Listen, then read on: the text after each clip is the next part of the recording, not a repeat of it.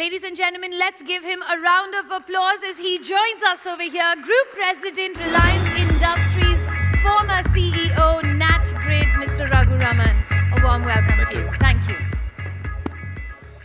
Good evening, ladies and gentlemen. I said good evening. I know I'm standing between you and the bar, and I think the people who are left here are teetotalers, because as you saw from my CV, I had a pretty unusual career. I spent about 10 years in the armed forces, another 10, 12 years in the corporate sector, and 5 years in the government. And a lot of my friends asked me which one of these three careers was the most difficult one. I haven't yet got the answer to that one, but I can tell you the easiest one was the army, because in the army at least you knew which side the enemy was. In the other two careers, it's kind of hard to figure out. Now, when Ambi asked me about a month ago to come and speak on being bold, and I'm thinking, what am I going to talk to a few hundred creative people? After all, you're the people who tell stories and you create narratives which get million-dollar campaigns happening, which build brands. You're the people who get people to take hard-earned money out of their pockets and spend it on stuff that they sometimes really don't need. You get people to tattoo names of brand on their bodies, on their biceps. And when I think about it that way, in our game, we have to build narratives in which we have to take men into battle without ESOP, pay hikes, employee of the month, or any one of these jamborees. We have to get people to jump on a grenade to save the lives of their comrades. And while you might get people to tattoo stuff on their body, we need soldiers to be able to hack and ampute in the field, ampute of legs which have been blown up by mines, bullets that I've hit, with no morphine, nothing, with just a bayonet. So I guess we both have some element of narrative in our professions. And it's based only on those narratives that we are able to make all these things happen. When you lose campaigns, you lose millions of dollars. When we lose campaigns, we lose lives. When you lose a campaign, you have a hard time explaining to a client why the product didn't sell.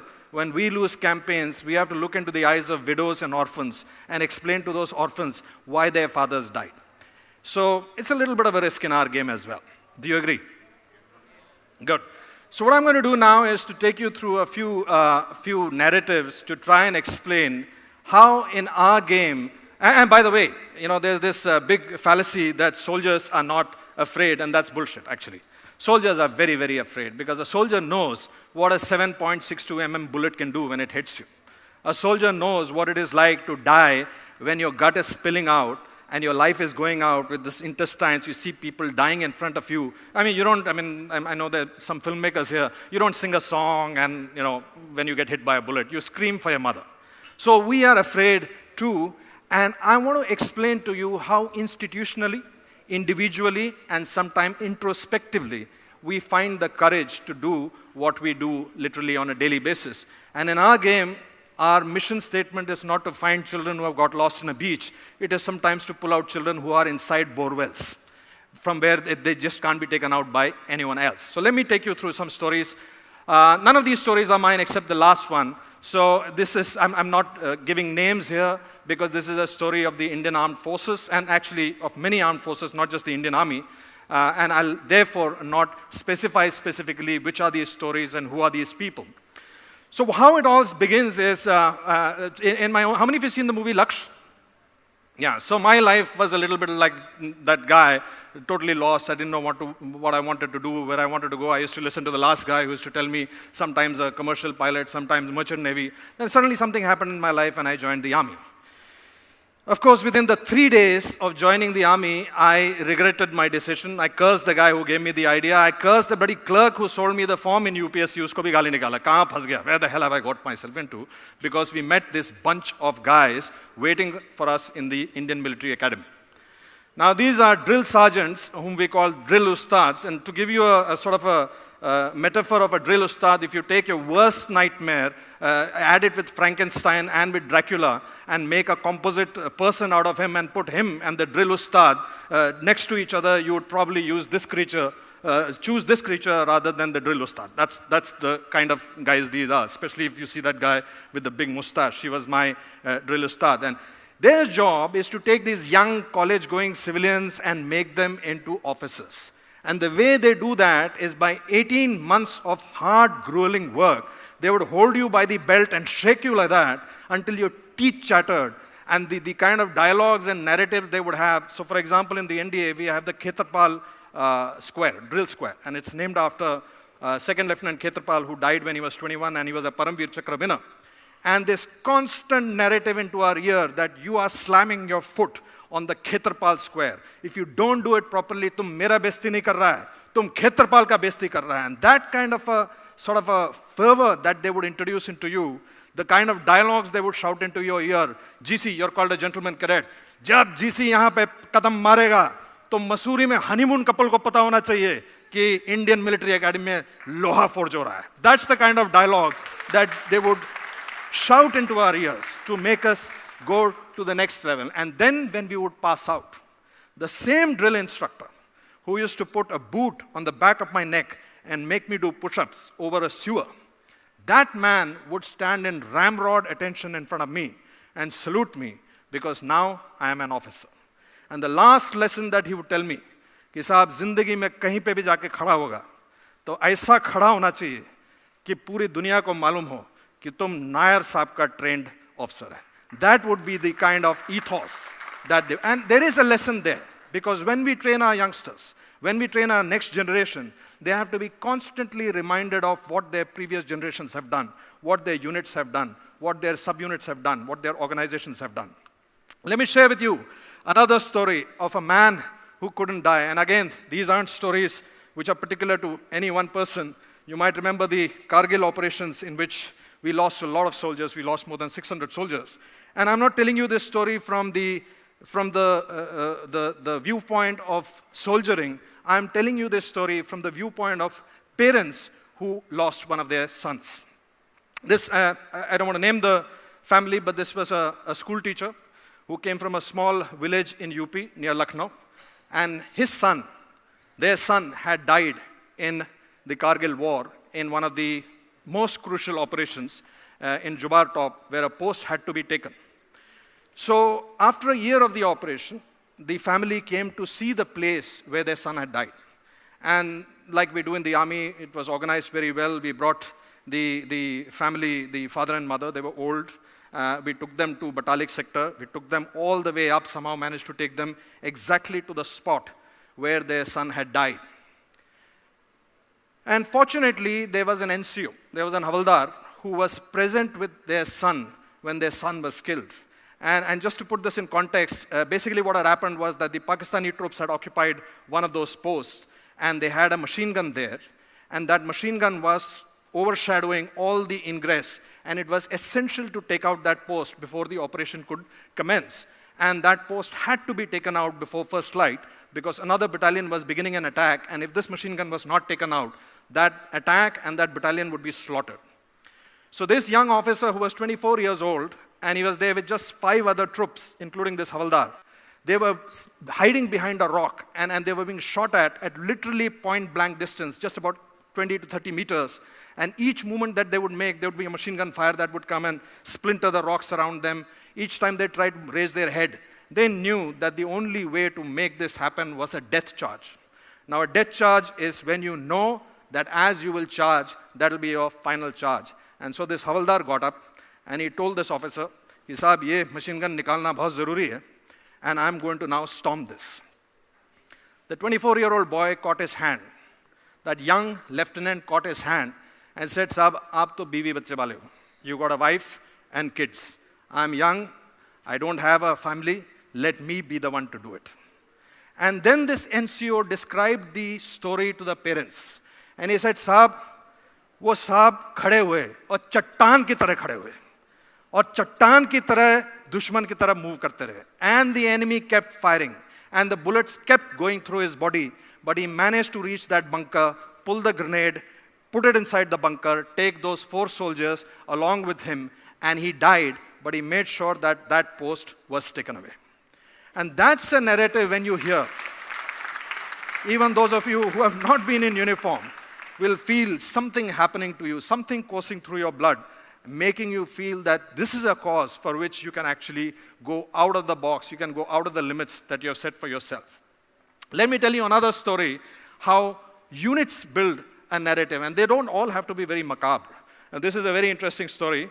As the title itself says, the leopard that died of shame. And this is in one of the officers' messes of a unit, where you have a leopard which is mounted on the wall, and there is a gold plaque under it, which says, the leopard that died of shame. Now, when you hear a narrative like that, I mean, how can you pass that trophy without hearing the whole story? So the story goes something like this, that in 71 Ops, this unit was posted towards the eastern sector, where now Bangladesh is a country, and they were involved in that operations. Those days, even now, sometimes in some of the good units, the drinking sessions continue till late night, till 1 o'clock, 2 o'clock. In good units, agar khana 3-4 baar ghar mein nahi hota hai, to it's not considered to be a good unit. Because CEO will say, khana lagao. First couple of times, the mess havildar will not heat up the food because he knows that this boozing session. So we have something in common with the ad world that way. So finally, it's 2 o'clock in the night, and I want you to visualize this. It's a very misty location. Visibility is very low. It's in the middle of a jungle. The officers have left the mess, and now the cook and the masalchi, they are cleaning the utensils, and they are in a sort of a completely dense forest area. And there are a lot of these stray dogs which are fighting for scraps of food. So this masalchi, who is cleaning this patilas and all of that, while he's cleaning it, he's tossing these pieces of food, and the dogs are fighting on it, and they are biting each other and all of that. And during that time, one of the dogs comes especially close to this masalchi and keeps trying to snatch food from that handi. And this masalchi gets so irritated as it is suwe ka utha hua, breakfast, lunch, dinner, raat ka 1 baj gaya. I mean, he's in a very, very irritated mood. So he takes that serving ladle, that long, I don't know what you call it in Hindi, but he takes that ladle and gives one whack to this dog, and there's a yelping sound. And next day in the morning, they find a 8-foot leopard lying dead there. So that leopard was mounted and kept in this mess. Ki look at this leopard who died of shame, ki main kahan jungle ka raja, mere ko ek masalchi ne maar diya. Now this unit, their spirit comes from a story which says, hamari paltan ka to masalchi sher maar deta hai, tum kis khet ki muli ho? Who are you messing with? Now that's how you build a narrative to an organization. And this is a very nice story, it's a funny story, but it has a story with a very strong message. Let me give you one more example of how you can at times create a very solid impact, a very big impact, by staking everything on one single card. Now this is a demo that I saw many, many years ago as a small boy, and it's still done by the Air Force. So the Indian Air Force does a firepower demonstration. And this demonstration is for about 20-25 minutes. Usually the chief guest is the Prime Minister. The time that I saw it, Indira Gandhi was the Prime Minister. And again, you have to visualize this. There's the whole ambience. There are thousands of people waiting. And those of you who've seen the Republic Day parade, you understand what I mean. They're all waiting from all walks of life. They want to see their Air Force give this demonstration of their firepower. And then the MC goes on the mic and he says that the firepower demo is going to start in the next 5 seconds. I'll request everyone to be quiet and keep your eyes to your right-hand side, because from the right-hand side, the first sortie that will fly so low and so fast that if you blink your eyes, you will miss. And so everyone is anticipating. There's sudden silence in the crowd, and they're all waiting. And suddenly, you can hear the ground trembling as the roar of 2 fighter aircrafts comes one after the other and zips by, just goes over your head. And it's true that if you just blink, you'll miss the flight, because they're flying at 50 meters height, and they're flying at subsonic speeds. So it's just like 2 huge shadows just passing over. And then the demo begins, and there's this explosions happening, fighter aircrafts coming, taking out targets, attack helicopters coming, a lot of explosions, dust rising and all of that. And suddenly, when this dust settles, you notice that there is a helicopter that's always been hovering behind this dust cloud. And as the dust clouds settle, this helicopter starts hovering towards the Prime Minister's dais and comes slowly, foot by foot, slowly approaching the Prime Minister. And then from that helicopter, a paracommando slithers down. And he's carrying a brown packet in his back as he slithers down. And then he comes running to the Prime Minister, salutes her, and goes down in one knee and pulls back this packet and hands it over to her. And she's looking at it puzzled. He asks her to open it. And when she opens the packet, it is a picture, 6 by 6 picture of her face looking at the first aircraft which passed by. A photo taken with every detail of her face by a subsonic aircraft that went. In 20 minutes, developed the picture, brought it back, transported it, and delivered to the Prime Minister to tell her what her Air Force can do. They don't need to make a PowerPoint presentation about statistics. They are the PowerPoint. So this story which I heard today, a very similar one, about a picture being taken in front of a Coke machine, the Indian Air Force has been doing for the last 30 years. I want to end this with a personal story, and this was a story, as you saw in my bio, I was in the armed forces for about 11 years, came back into the corporate world, and then after 26/11 happened, I was called back into the government to raise an organization called the National Intelligence Grid. It was called the NAT Grid, and the job of this organization was basically to fuse data from literally thousands of different data sources and put them together in one single place. It's kind of equivalent to the US NCTC or the GCHQ of UK. And those of you who have had some experience of working with the government know that it's like pushing a string. It's not like pulling a string. To get a consensus to go and take a leak, you need a committee to sit down and decide whether we should go or not go. Abhi to gaye the thodi der pehle. All those things, you know, it's a big challenge. Now, in an 18-month project, the first step that has to be done is to build what is called a DPR. A DPR is a detailed project report. Now, the process for that is you usually send out an RFP. Anyone who's worked with the government here, or at least tried to? Yeah, there you know. So you have to send out an RFP, then the RFP will be responded to by about 16 people, then you have to weed them out, go through, I mean, it's a full beauty pageant, and you do this, that, and finally you will come down to the, so the whole process takes anywhere between 9 months to 12 months to just get the vendor on board. And in an 18-month project, if you're going to take 12 months to get the consultant to come on board, then pretty much 90% of the project time is gone in just deciding who to work with. When I began that project, I was given one office, one room office, one driver, and one PS, and one sheet of paper with a single line brief that you have to create the National Intelligence Grid. Your benchmark is the United States NCTC. Now let me put that in context in terms of a mission statement. If you take the US, after 9/11, they spent anywhere between $13 to $18 billion, depending on which number you believe. They have 1/6 of our population. The entire population, all records, they're all kept in English, one language. Every person is tagged with a social security number. A child, when he is born, the first injection that he gets is based on a social security number. They have a completely plastic economy. So if you spend a couple of $100 in cash in the US, you will be remembered. And they have one problem, the Al-Qaeda. They have two boundaries which are benign countries and two boundaries which are the sea. Now let's take that problem and contextualize it to the Indian context. We have 6 times their population. We think, we are not really sure, we are still counting. We have 29 states and union territories, each one of whom operates in a completely different language. Not just a completely different language, but different processes. So the first information report, the FIR, which is filed in Punjab, doesn't go back to the British, it goes back to the Maharaja of Patiala. The FIR that is filed in Tamil Nadu goes back to the Maharaja of Travancore. Now in that diversity, we don't have one problem, we have various flavors of terrorism. We have Naxals, we have fundamentalists, we have secessionists, we have Northeast terrorism, we have all sorts of problems. And our black economy is supposed to be, I mean, depending on which number you believe, about twice or thrice of our legitimate economy. And we don't have $18 billion to spend, and we have 18 months to do this task, which the US took somewhere around 7 to 8 years to accomplish. Now, if we went by the traditional route of floating an RFP, it wasn't going to happen.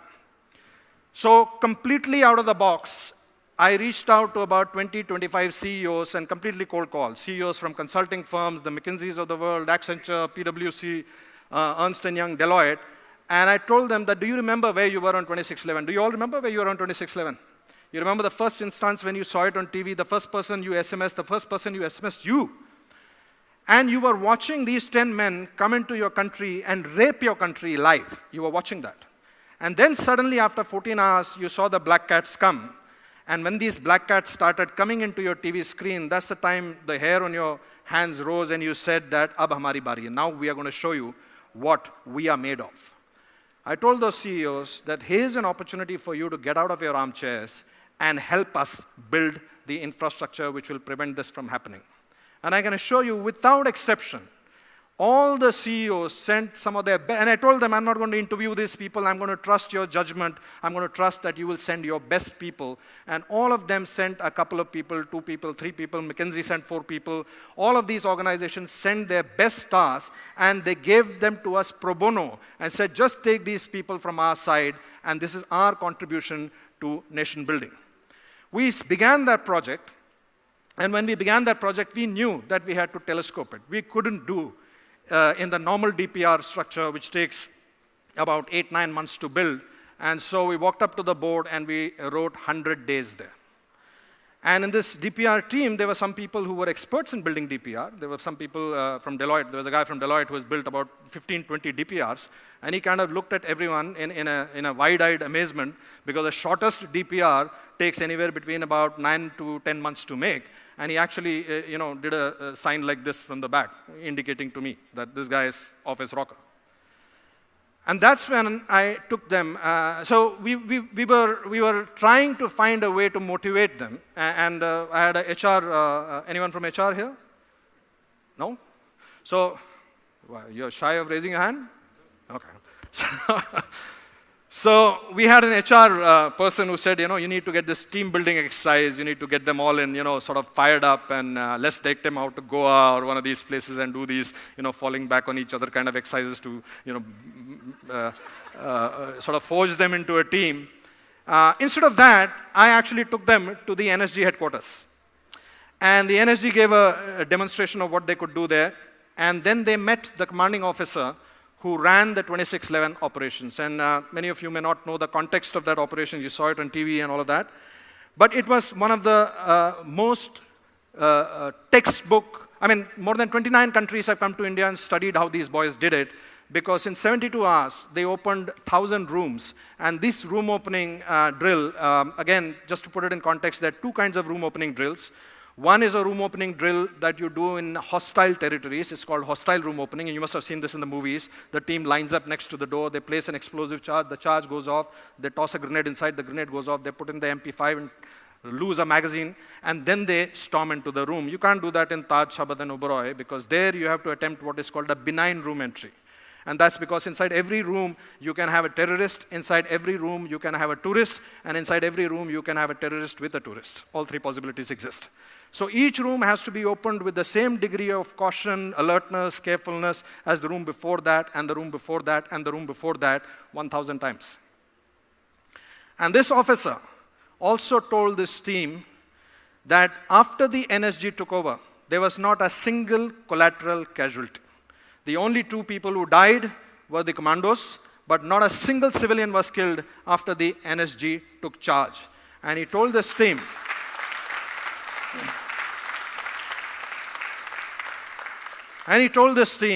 that we didn't have the floor plans. We had no idea what the hotel layout looked like. We didn't know whether these AC ductings can take the weight of a man inside. We had no idea whether these walls they can stop a bullet or they're bulletproof. We knew none of that. And all these plans were lying 100 meters away in the Brihan Mumbai office, but we didn't have access to it.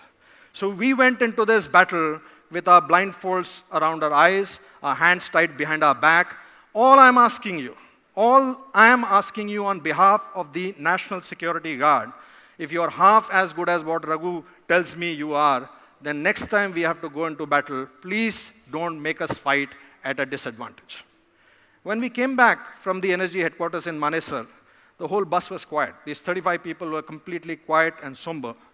But I can tell you, I have never seen more passion in a group of disparate people who were at each other's neck, because suddenly there was a purpose which was far larger than their very petty bickering about whose format to use and what kind of font to use. They suddenly found that there was a challenge which was far larger, and we actually managed to build the DPR in 110 days.